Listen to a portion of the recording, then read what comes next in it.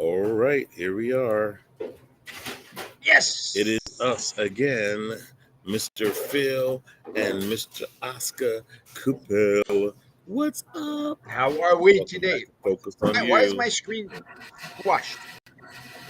I have no idea. You look like you were in a sandwich and you now need to be expanded, my friend.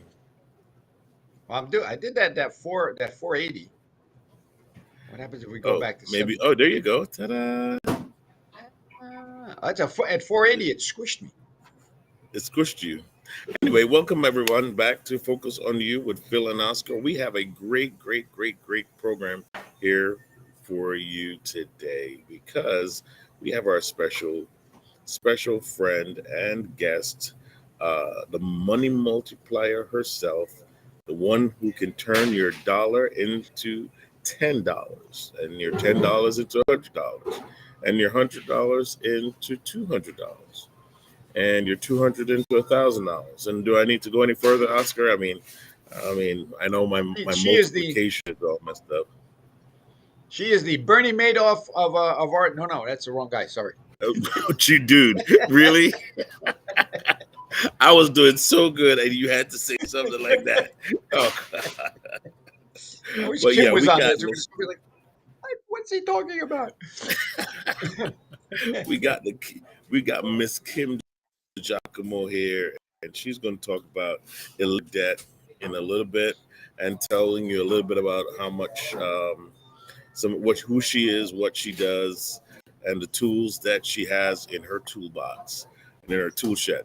But before we go there, let's talk about some of our new partners, Oscar, that we have on the Phoenix National Network, like Tell me, Mr. tell me Spiro. about them. Like, Tell me about them because I've uh, been, well, I've been like a. Mr. Spiro. You know Mr. Steve Spiro. He comes Of course I on do. at Yes, he comes on at Wednesdays at 1 p.m. and he's being broadcasted on our platform as well. So welcome, Mr. Spiro. We are very excited about you. You can catch him on LinkedIn, Mr. Steve Spiro, the master connector on Phoenix National Web Network and on YouTube. Just look him up. And LinkedIn, yes, and LinkedIn. But here next we have none other than who else? Man, I'm drawing a blank. Can you believe that? Yeah, But that's been me lately. and I just had my coffee. I don't understand what's going on. Yeah, but we have I got my also branded Miss. coffee cup. See, I love that, man. I love that. I better get my Bishop's Corner cup out too. But okay, Look at it. It's yes, nice let's and talk red about underneath. that as well. We're going to be starting Good. back the Bishop's Corner on the 14th. Oscar, I This would is love like for you to this is come like on. a prequel. See? Yeah, exactly. Yeah, I mean, we have the Bishop's Corner coming back on the 14th. We changed it up. The Bishop's Corner is going to have its own app. It's going to have its own website, and we're putting together a network of non-denominational organizations. It's not going to be just churches. We're going to get as many people on there as possible to just be able to kind of like connect and have conversations worth having. All right. So if you're interested, just go to Bishop's Corner International.com or register your church or your place of worship so that we can start doing that as well. We're gonna do a remote Uh, from Stonehenge with druids. No?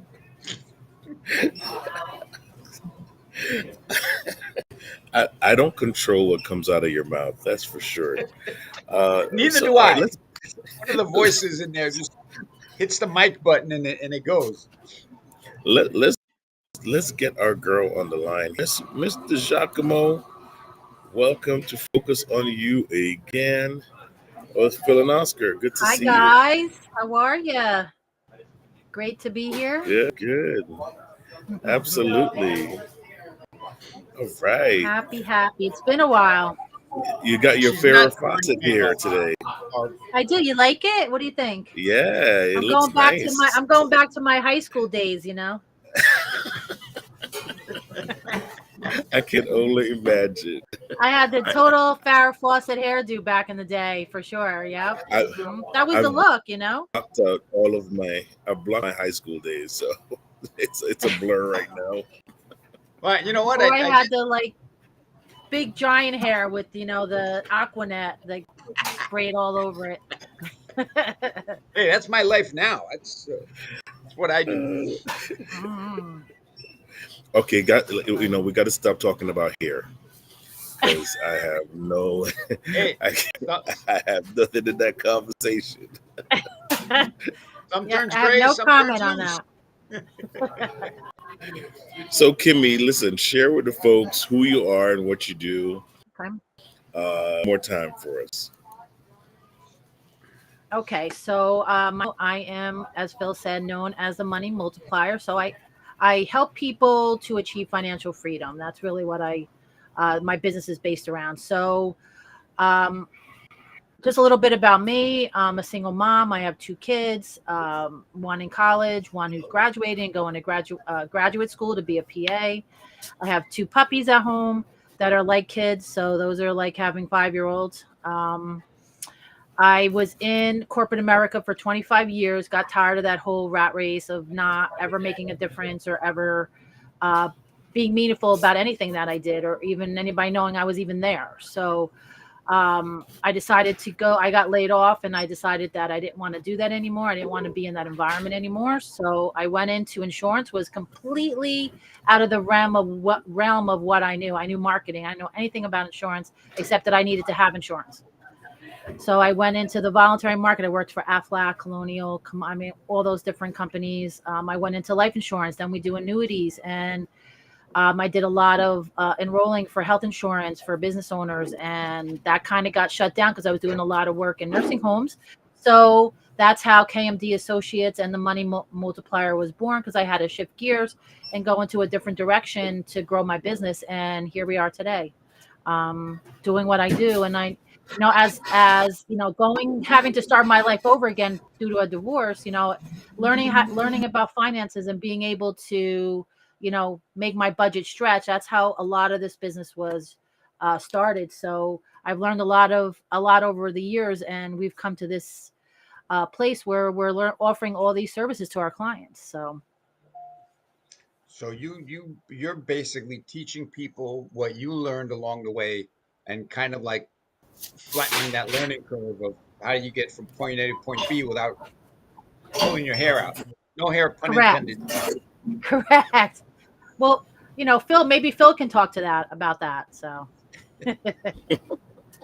Yes, I've been pulling my hair out. I'm now on my eyebrows. Okay, my eyebrows are next. But Kim, that's amazing. As a single parent, you have Mhm. done all of this. That's amazing to me. Like, Yeah. tell us a little bit about that journey. So, listen, I got married like everybody else. I had two kids. We had a big house. We, did all the things we're supposed to do, obviously create debt. We had all these things, financial issues ourselves.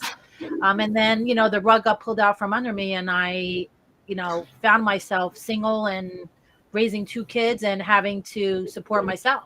Right. It's scary. It's um, challenging, and it's hard to kind of navigate through that type of a situation. Scary is on the top of the list, and not knowing where to turn.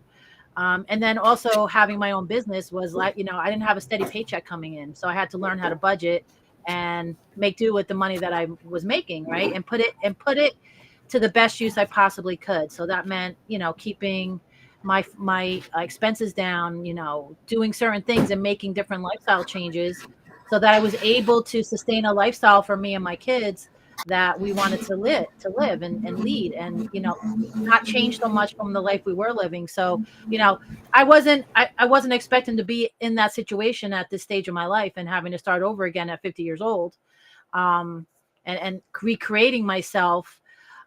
So that's where a lot of this, through the pains and struggles that I've been dealing with, a lot of this grew from that. And I've learned, I've fallen down, I've gotten back up, I've, start running towards something, you hit a brick wall, and you back up and you start all over again. And then you find, and through those obstacles, I was able to, partner with a lot of people that showed me different ways of, being able to be financially sound. And, the hardest part about not being financially sound, it takes a toll on people. I spent my whole life, worrying about finances, and, we're both self-employed, and, worrying about paychecks coming in and kids to take care of and all that. And it's just kind of weighs on your mind. And I knew at some point that in my life that I didn't want to have to worry about that anymore. I wanted to get to a point where I can just say, okay, wake up every day and just enjoy that day however I wanted to. Right. And not worry about finances so much. And that's where a lot of this stems from.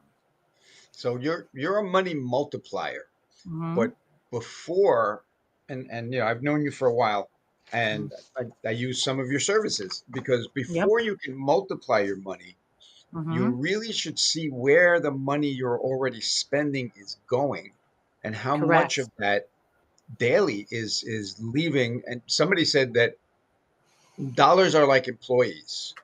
Mm-hmm. You can either put them to work or fire them. And once you fire them, they're gone forever.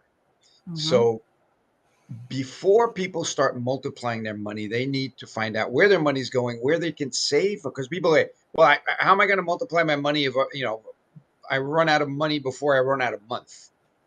What can you do to Mm-hmm. help people like me and everybody else save on what they're already spending money on, and take that money and put it to work? So, I mean, that's a great question. So that's easier, and that's not as difficult as you may seem to think it is, right? So I always like to do an exercise with my clients. I said, listen, sit down. This is your task, your homework for the week, right? So I tell everybody, put a notebook in your car, right? Or wherever. Just every day jot down what you spent your money on that day, whether it be Starbucks, Dunkin' Donuts, you went out, you bought lunch, you bought breakfast, you went out to dinner, you ordered out, you paid for gas, you did whatever that may be. Write it down, right? Just for a week, and see how much money you spent in that week. Because I can guarantee you, everybody that does that exercise has no clue what they spend on a weekly basis.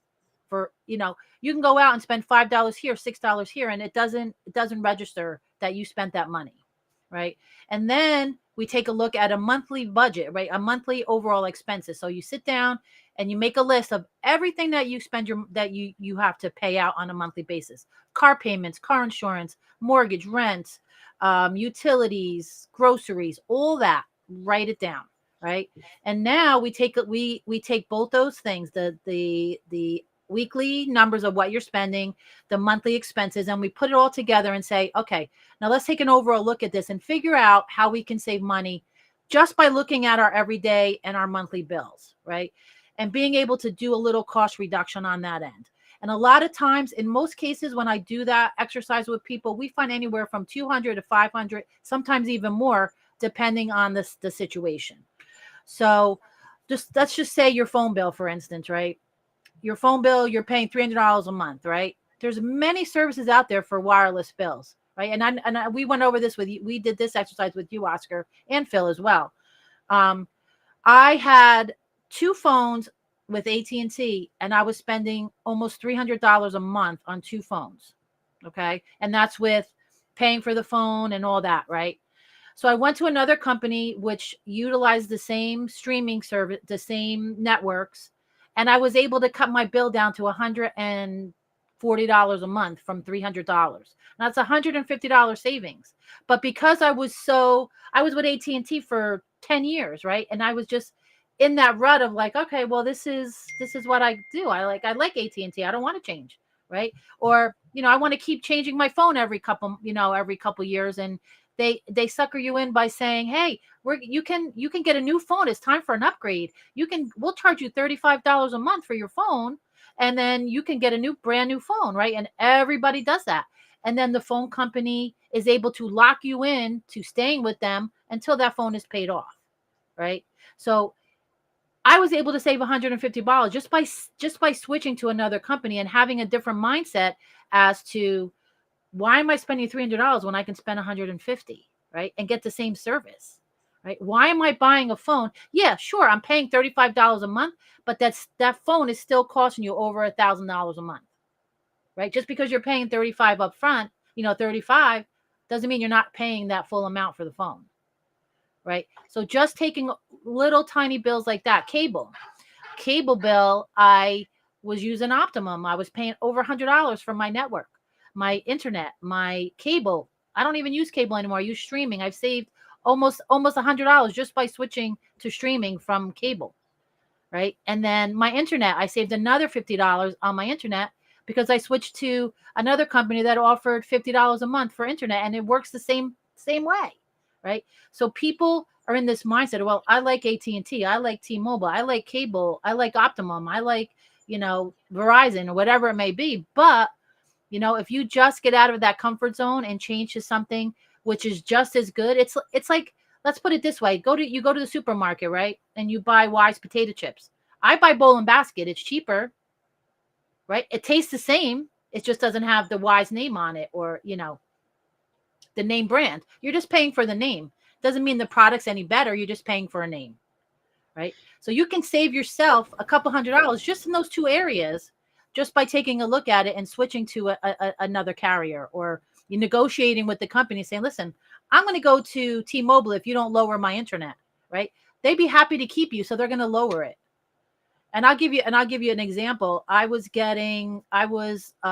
get water service delivered to my house, right? I have the machine, I get the bottles. I was paying, I don't know, $70 or $80 a month. And this whole time I had it for 2 years, I was paying $20 a month to rent a machine, right? And I was paying $15 a bottle of water. So when I sat down and took a look at it, I could go get a bottle of water at Lowe's or Home Depot and switch it out myself and pay $8 instead of $15. And I actually bought a machine that pays for itself now because I'm not paying $20 a month. The amount of money that I spent over the last 2 years renting a machine, I could have bought a machine. I could have probably bought 3 machines and saved myself money. So now my bill went from $80 to $30. Right.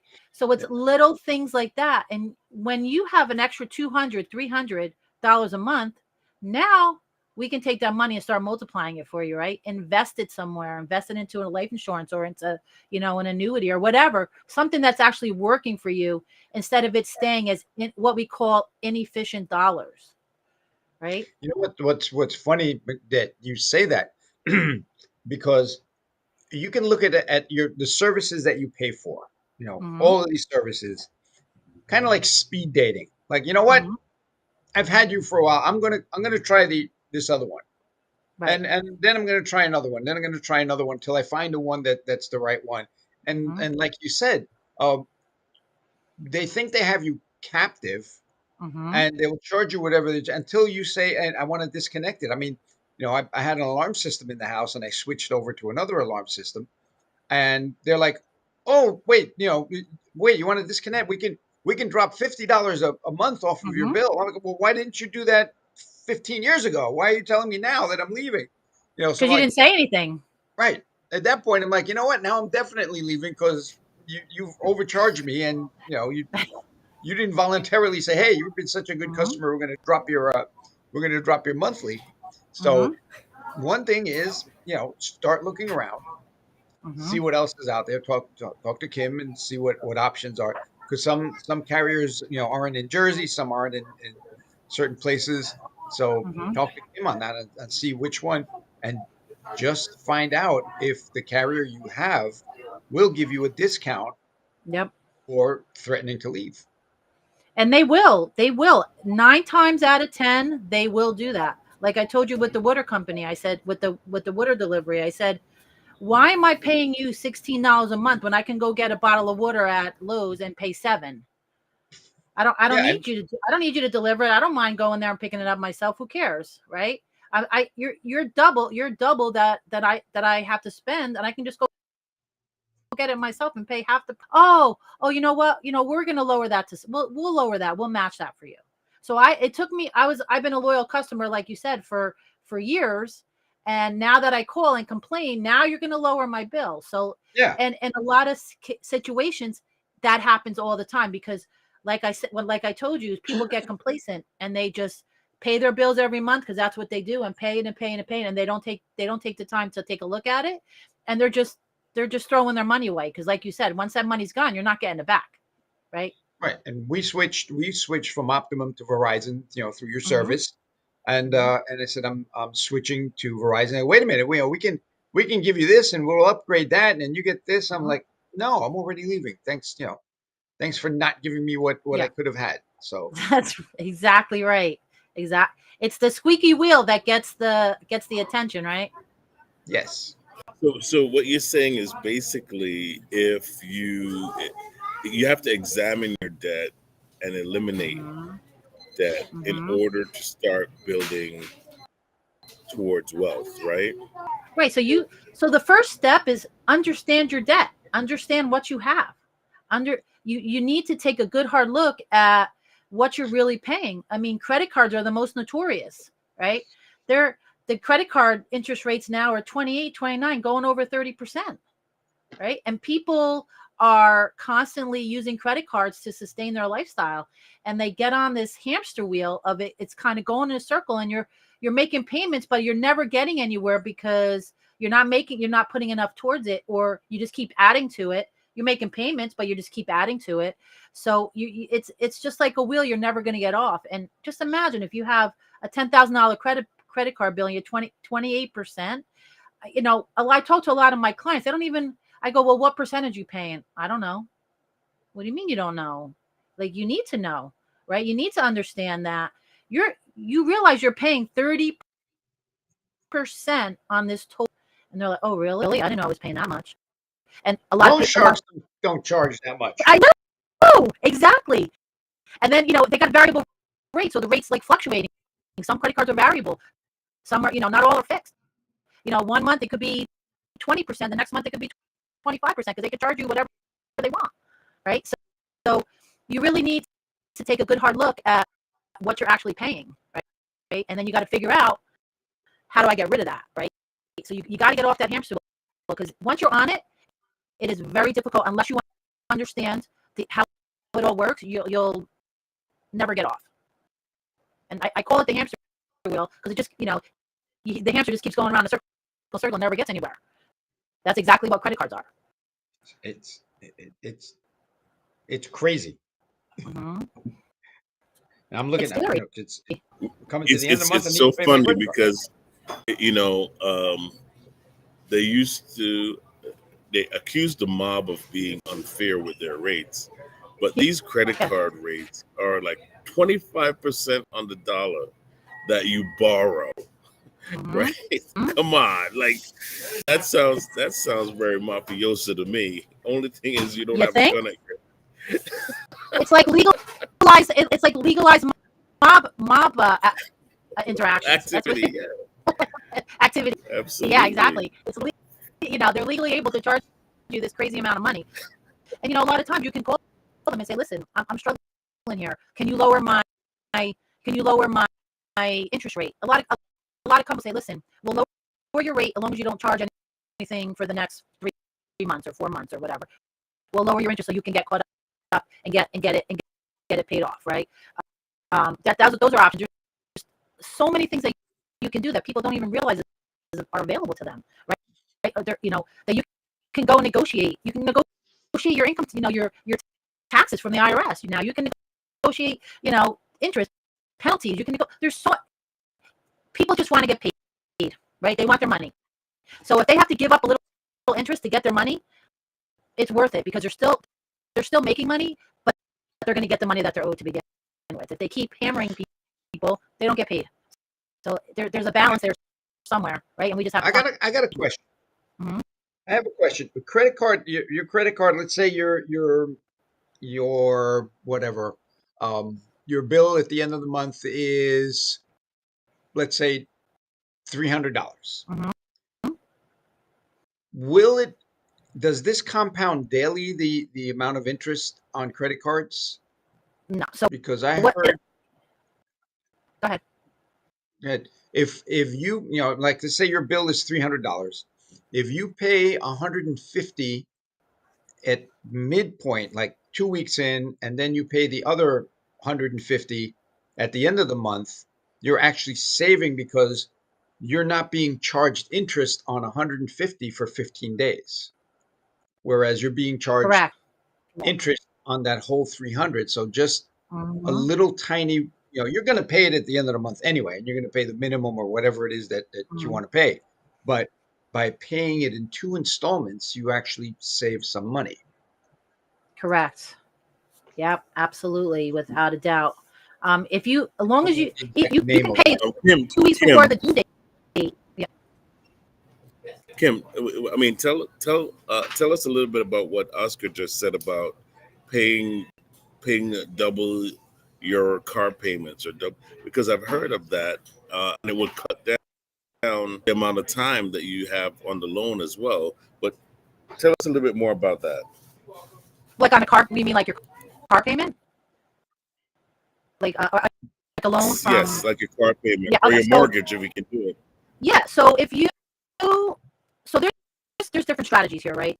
So if you, even like your car payment, if you, anything that you put above the principal of that loan is gonna shorten the life of that loan, right? So every month, if you make an extra payment on your mortgage every month, say, that's gonna decrease the amount of time you have to pay on that mortgage substantially, right? Same with credit card. Especially If at the you, beginning when you're paying mostly interest and very little correct, on actual, equity, building equity in the home. You're paying $2 in principal and $2,000 in interest. correct, correct. So throwing money, extra money towards.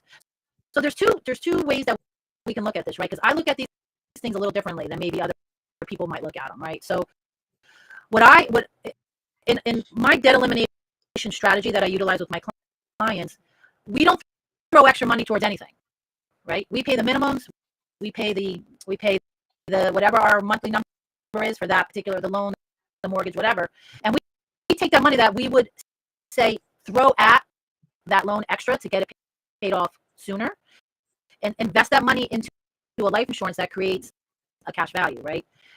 So while we're saving that extra money, we're putting that money to work instead of just giving it to the loan, to the bank, or to the car loan, or to the credit card, right? We're saving that money so that while we're in the meantime, we're going to be paying that debt off, but we're creating wealth at the same time, right? So this is a deeper conversation, but this is the strategy that I utilize, is to take those extra dollars and put it to work before we pay off our debt, right? Because what we show my clients is that we create wealth while we pay off debt. Now, that is another topic of conversation. Obviously, it's a much deeper conversation. But to answer to your question, yes, if you throw extra money towards your loans, to your car loan or to your mortgage, yes, you will definitely pay that mortgage off. You definitely pay that loan off quicker. But wouldn't it be great to create wealth while you're doing that at the same time? Right? That's Yeah, I the love that. question. I love that strategy because there are insurance products that build wealth Mm-hmm. in what someone calls there are three tax buckets that we have to pay. There's a tax now, which is Mm-hmm. whatever your income is. Your tax later, which is like a 401k or retirement plan, and tax never is money that you can get from your own life insurance if you Correct. structure it the right way. So you have your Mm-hmm. money compounding Correct. in that insurance policy, Mm-hmm. not for when you die, but while you're living. There's a, Mm-hmm. that's why I like to call it. It's a life insurance, so you can use it while you're living if you start structure it the right way. Exactly. And the great thing about that is that life insurance back in the day was just thought about as a death benefit, right? We just talk about it as a death benefit, but that's not the way it is anymore, right? Right? Life insurance can be used in many different ways. We use it to help pay for college. So instead of taking a student loan, you're loaning the money to yourself at a lower interest rate at 4% instead of 20% or 15%, right? That's a huge savings right there, right? It gives you living benefits. So if you become ill, you can use that money. It gives you income at retirement. So there's so many things you can do with it. And now we're utilizing those products to help people get out of debt and create wealth at the same time. So that's an amazing strategy, right? That's like, I would love that. I'm going to pay my bills, but at the end of the day, after I pay my bills, I'm going to have all this money sitting there for me. Because I, in essence, became my own banker instead of borrowing the money from somebody else and making them rich. I want to make myself. Oh, it's funny you bring up, the Bernie Madoff bank system, which is let's say you give them $1,000, Mhm, they give you 0.1% interest, and then mhm. they turn around and loan not only that 1,000 but 9,000 more, because since you put in 1,000, because of the way they cook the books, they can lend out Yep. $10,000 for that Mhm, 1,000 and mhm. 25% interest. So Yeah, that's a it's amazing, Ponzi scheme that right? nobody. Yeah, it's That's a so legal Ponzi scheme, basically. So yes, it they, is. they're loaning your money out 6 or 7 times. So every time, I'm sure you guys heard in my presentations. We talk about this book, Don't Be a Sucker, right? Every time you put your money in the bank, they give you a lollipop. Why is that? Because they're calling you a sucker behind your back because you're putting money with them. They're giving you 1% and they're loaning it out 10, 12, 15% and making money on your money, right? Let's So let's let's be clear. Let's be clear. I like my lollipop. Okay, so I'm so is that sucker me lollipop up. worth a 1%, or is it worth it No, to no, give out the lollipop and absolutely make not. 10%? You got to work this. You got to work the system, Kim. You go in, you get your lollipop, and you walk out. and Yeah, you and the don't put free pen. any money in. You just get your lollipop. You just go on the counter and grab your lollipop and go. I just walk Exactly in, grab a right. lollipop and a pen, and I walk out. That's it. That's what I do. I love pens, so I grab the pens. I don't even grab the lollipop. I just grab a couple pens and I leave. You know what I mean? I just, You guys just love free. That's all. I do. I love free stuff. Anything that's free is for me. That's what they say, right? Anything that's free is for me. As long as it's free for me. Yeah, But absolutely. like I said, there's so many things out there, and it's overwhelming, and it's confusing, and it sounds too good to be true. People, I hear that all the time. Or it's not. It's out there. It's there.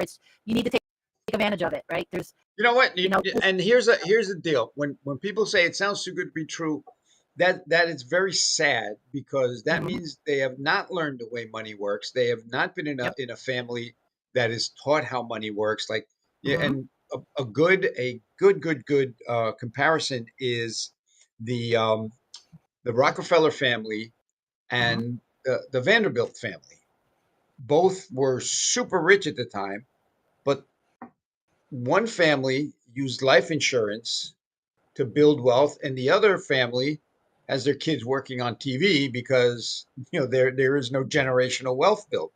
So nope, the building of and ask people, who was the person that started generational wealth in your family? mhm, And if it's nobody, then that's got to be you.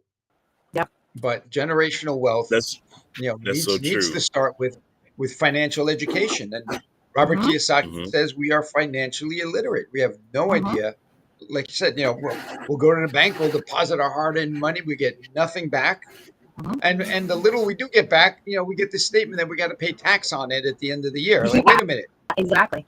you're giving me nothing, and what the little nothing I got means I pay more taxes, so Mhm. I'm down to less than nothing for putting money in the bank. Where put money Yep, somewhere. Oscar, man, that's all true, man. That's all true it is because so true. if you hang around, here's the thing, right? And and this is what we didn't realize. When you hang around broke folks, you get broke information. Yep. If Yes. everybody in your circle is struggling, you don't have the That's not the person people you that's want to ask. like, I read it somewhere. Never when you're going on a 2,000-mile trip, don't ask someone for advice that has never left their couch. It's like, Uh-huh. how are you listen, going to? yeah, if you got a guy that's working three W-2 jobs to live in his house, he's not Mhm. living free. That is not free living, Nope. right? Mm-mm. You're 24/7. You're working 24/7, right? Mhm. You got three jobs. That's the 8 hours times three, Mhm. right? What somebody said, if you don't So find a way, if you don't find a way to make money while you're asleep, you're going to work until the day you die. 100%. 100%. And this takes us to a different. This is another conversation that I like to have with people. Is you like paying all these taxes and it's only going to get worse, right? So if you're a W-2 employee, you don't really have a whole lot of control over those taxes that you pay, tax bracket you're in. You can't do anything with that, right? You got a W-2 and you pay your taxes, and this is what they do, right? So, when you have a side hustle, like your own business, you can be like someone who owns their own company, right? You're able to deduct taxes, make deductions that you wouldn't be able to be as a W-2. So having any kind of side hustle, any kind of business, I call it a side hustle, but that's a way to offset some of your taxes. That's also a cost reduction strategy, right? That's also, it doesn't matter what it is. You could be 1099, you could be an LLC, you can write all these taxes off, right? So you can do what other companies are doing, because people have this myth that only companies can do that. Only these people that own a company can do that. No, an individual that has a side hustle, so selling Mary Kay cosmetics or selling whatever, that's a 1099 job, right? That's a business that you can write your car, fuel, if you work from home, if there's so many things. Just having one of those can significantly lower your tax liability. So that's another way to look at it as well. That's another strategy. Absolutely. Mm-hmm. As we're winding down, Kim, Okay. quick question for you. Yeah. How can folks reach you and, and get in touch with you about getting some consultation? Not just like how they can eliminate their debt, but how they can build wealth as well. Yeah. So you can check us out on our website at www.moneymultiplierpro.com. You can call us at 973-919-9949, or you can also email me at kim@moneymultiplierpro.com, and that's how you can get over Kim, us. before, what you were saying, I learned a lot when I lost my job and started reading Robert Kiyosaki, and he said, if you're a W-2 employee, you are the cash cow in taxes for the government. Correct. And he Yep. said he lived in his car for 2 months Mm-hmm. while he's starting in a new business, because he said, if I go to work, right now for someone else, I'm going to get caught in that trap. And he'd rather spend time living in his car Mm-hmm. than go get a job. That's what he learned. Yep. One of the books that I read, it's called More Relaxing, Less Taxing. And what is the subtitle on that? Why you would be brain dead not to own a business. Yep. I mean, this is a woman who's a CPA, and wrote this book about how one of her clients was always paying taxes every year, and then one year all of a sudden he's getting $4,000 or $5,000 back. She says, "What?"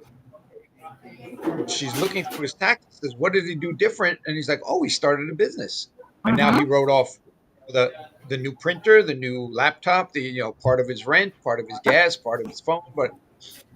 Wrote it all of that off, and all of a sudden there's money back in your pocket.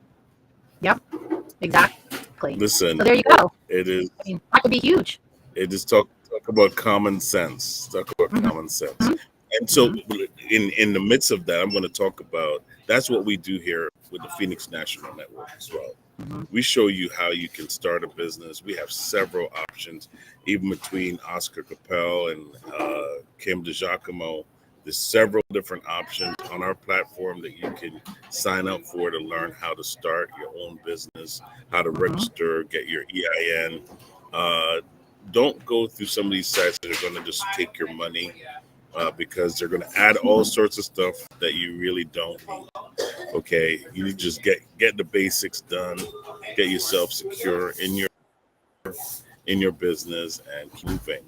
So if you would like to know more, you can reach out to us if you get started. If you don't know what to do, we can tell you what to do on starting your own business. Right, Kimmy? Absolutely. We have, just talk to one of us. Just have a conversation. Even just a little knowledge. A big part of my business is educating people. That's really what it comes down to. I educate people on financial situations and financial strategies. If you just have one conversation with somebody who knows what's going on, you can save yourself thousands of dollars a year, whether you believe that or not. but it's true, and there's so many ways. You gotta have open mindset and stop trading your Yeah, time for money. Stop trading your time for money. Well, absolutely. ask yourself, am I working for a living or am I working to service debt? Correct. Yep. Because if you're working to service debt, 3/4 of your day is going to pay bills, Hmm. and that money's not going back in your pocket. Nope. You fired Well, how many employees did you fire this week? They're you know not what? It's so working funny for because you anymore. I talked to someone Ooh, and it's like, oh, I work overtime. She goes, it doesn't even pay for me to work overtime because I just pay more taxes, and it puts me in a different tax bracket, Oh, I've right? I've So I've known people that say, "Well, I got to work overtime, so now I need a babysitter." Now, wait, now you're paying for the babysitter, and you're paying more taxes. Now you're behind. correct, and guys, you know that you're working more. there's just saw an article the other day where these tech companies are laying off like thousands of people at a time. You know, Mhm. that's like a ton of people that's out of jobs now that they thought would be lifetime jobs, right? I just told But you today, right, Phil, that UPS is laying off 12,000 people, and most of those people are going to be upper management who've been there forever, making over $200,000 a year. and this is what I this is I'm glad we're on this subject. I mean, maybe you can answer this too, Kim. How do you think AI is going to affect some of those people that have been like researchers for these companies gathering information? How do you think AI is going to affect their jobs? What do they need researchers for? They can just have AI look it up for them, and they don't have to pay them, right? They don't have to pay. They don't have to pay a salary. They don't have to pay benefits. They don't have to do any of that, right? Right? Because they can just go out and have them say, listen, hey, research this and find me the information. Those people aren't going to be needed. There's so many jobs out there that aren't going to be needed if that comes about, right? If that takes over, right? And your And it doesn't even security. matter how I love school. I totally support schooling, Mhm, but mhm. it that doesn't even that's not even going to help you No, after a shift like this. You no. could have went Mm-mm. to school and had your master's in something in tech and coding and all that stuff, and now it's like, okay, I just got to now I type got to it in the recreate computer and get my myself. answer. What do I have to go to school for, right? I can just I'm type it gonna in and have to say, recreate myself all over again. mhm, mhm. Yeah. It's scary. It is very scary. And nobody, working in corporate America, tomorrow is never guaranteed for anybody that works for somebody, right? If you work for somebody, there's no guarantee that you're going to have a job tomorrow. I mean, in my career in 25 years, I was laid off probably five times, right? And the last time I got laid off, I'm like, I'm done. I don't want to do this anymore. I want to, make my own way and do my own thing. And 15 years later, here I am in my own, having my own companies. So, you know, and so many people can do both, right? You can still work for somebody, but like I said, those side hustles, that business on the side, that it can be so extremely beneficial. And if you ever do lose your job, you have something to fall back on, or you have money coming in so that you're not constantly putting stuff on credit cards, and so there's so many things changing in this world now that if you don't start changing with it and start thinking about it and just not going to work every day 9 to 5 and coming home and not worrying about all these things, you're going to be it's going to be trouble down the road when something happens. Unfortunately, it's So, just the way things are going. so what's your advice in getting started and starting your own business? What would be your advice in like their financial planning for that? So I mean, my suggestion is there's so many things out there. I mean, there's tons of companies, tons of businesses that you can start. First, think about something that you think would make you happy, something that you're passionate about, right? Something that you're not going to dread going to, like you dread going to your W-2 job every day. Something that you feel that, I mean, I can use myself for instance. I didn't want to work for somebody, and my job had no meaning. So I wanted to find something that I would be able to help people because that was something that I was passionate about, and it gave me purpose, right? So I started insurance, in insurance because insurance helps people when they need it the most, right? So I found something that was important to me. It might be something that's just simple, like selling cosmetics, right? I love putting makeup. Somebody might love doing makeup, right? That they're passionate about it. So you know what? Start your own makeup line or start your own, work with a company that sells those products. Start with something that is going to, make you happy, make you feel good, right? And then can still bring money into potentially, something that could be a full-time gig. You might start off part-time, but later on down the road, if it really does work out, now it's a full-time job for you and it's something that you want to do. So really think about, am I going to be happy doing this? And what did I always want to do in my life, right? I wanted to be a painter my whole life. I wanted to, draw and do paintings and do design and whatever. Okay, do that.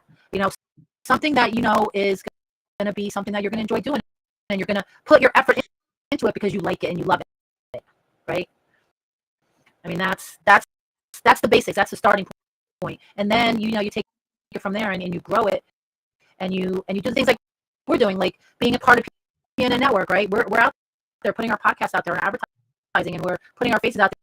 They're doing things like this, showcasing our talents in our businesses to grow, because we have passion, and you can tell that when you're talking to people, right? You have a passion for what you do, right? And that's like the best of both worlds: making money and do something you love.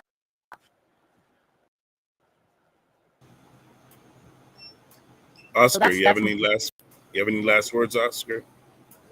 No, I'm